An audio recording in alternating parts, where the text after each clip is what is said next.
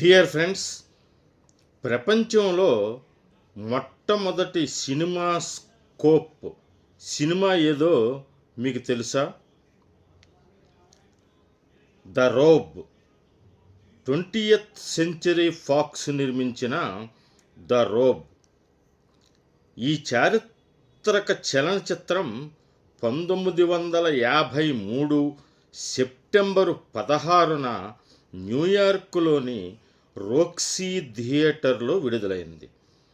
ఇది అనామోర్ఫిక్ లెన్స్లను ఉపయోగించి రూపొందించిన మొట్టమొదటి వైడ్ స్క్రీన్ చిత్రం.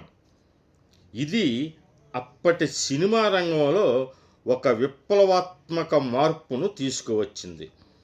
ది రోబ్ సినిమా 1953 సంవత్సరంలో విడుదలైంది. ఈ సినిమాకు దర్శకుడు హెన్రీ కోస్టర్.